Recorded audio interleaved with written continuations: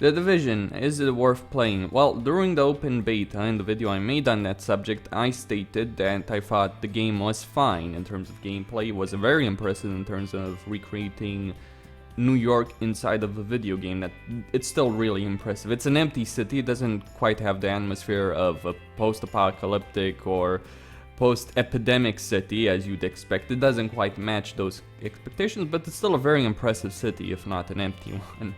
But besides, those points, and Ubisoft being Ubisoft, DLC, downgrade bullshit, and their usual scumminess, and forcing you play on your ass. My problems with the game, my main problem with the game in the beta was that it didn't have enough content. Outside of Dark Zone, you could complete everything, except collectibles, which don't really count.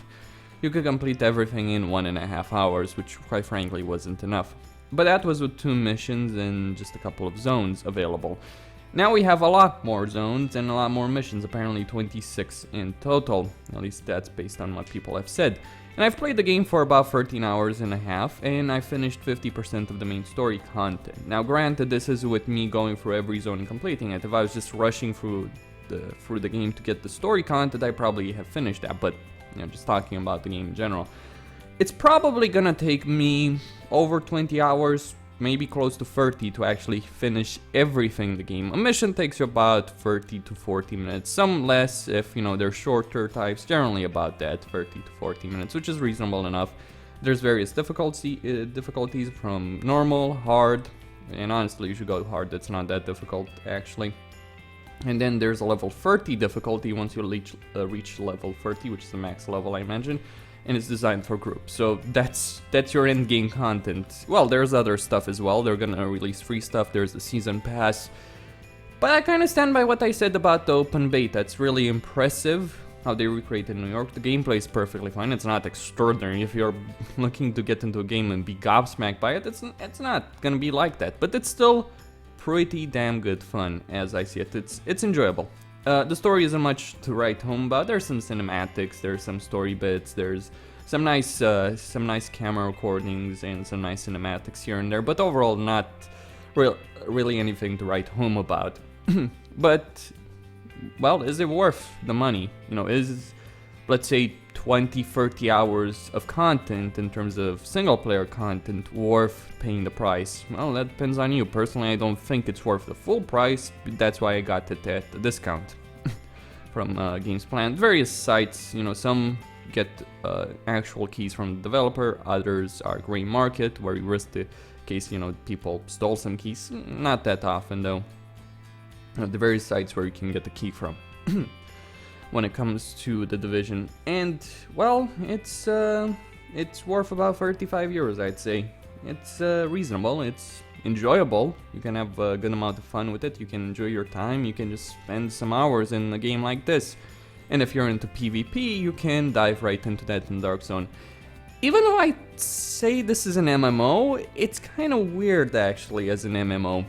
In the sense that you can play most of the game on your own. Outside of the Dark Zone and safe houses, you will not interact with other players unless you want to find a group and do things together with them. Outside of that, you will not interact with people. The problem with safe houses, the problem with that is that they didn't really think things through with other players, like the collision, the issue of people blocking doors because there's too many people in a room. Like the initial terminal and the initial safe house is legendary. At least they had the common sense of not showing other players in your main base of operations. That's yours, you're alone there, unless you want to invite a friend or, get people together, matchmake with other people. Besides that, it's your own place, and you will be playing alone through the game. So it's kind of weird. It's certainly an online game, because it's, you have to be online to play. I'd even classify it as an MMO, but it's kind of weird as a game because of that. Still, good amount of fun. Even solo, I've been playing it solo, haven't played with other people. Been playing it solo, good amount of fun. Would recommend getting it, not necessarily at full price, but certainly at a discount, at a lower price point, it would be worth it. One thing, don't bother with shotguns, because shotguns leave something to be desired when it comes to them. And it's just the way the enemies are set up. There's some issues in terms of the enemy AI, like, yeah, them ignoring it, them rushing past you, past you while you're on cover to not flank you, but because they're scripted to do so. Like there's defense missions which kind of showcase the problems in terms of the AI. You will have enemy waves coming to you, and they're scripted to run to a certain point, and if they encounter resistance, they'll keep running. Some of them will stop, some of them will keep running, and so you'll end up being flanked, so you need to defend further along the path. Alright, that's one thing. Another thing is that with scripts like this, with enemies spawning like this, you can just leave one single enemy alive, let him do his thing, shoot whatever he wants to, leave one enemy alive, and other enemies will not spawn as long as that enemy is alive. I've done this. It's a way to trick the computer. You've got the defense mission, you have to hold out for a certain amount of time. You can use this, and then you just kill that guy or whatever enemies might have spawned in the last moment, and then you win. That's kind of how things go there. But overall, fairly enjoyable. There's some bullet spongy enemies, bosses in particular, and missions on hard. There's enemies with a lot of HP. I'm hoping that at max level you don't deal with a lot of enemies that have a lot of HP. There's enough in terms of that already in the game. It's not as bad as some people would make it out to be, but there's certainly some of the elite enemies and the bosses which can take a huge, tremendous amount of damage, and it's kind of annoying actually having to deal with some of these guys. Not that they're difficult, it's just kind of frustrating. Granted, well, some of them aren't difficult. The guys who have have the flamethrowers, you just run around them, kill other enemies, then deal with them while they try and catch up with you because they're slow.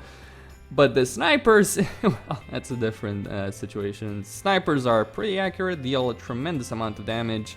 You don't have that much HP, they have a lot of HP. That can be an annoying bitch to deal with. Anyway, would recommend, just not at full price. And if you can stomach Ubisoft's typical bullshit.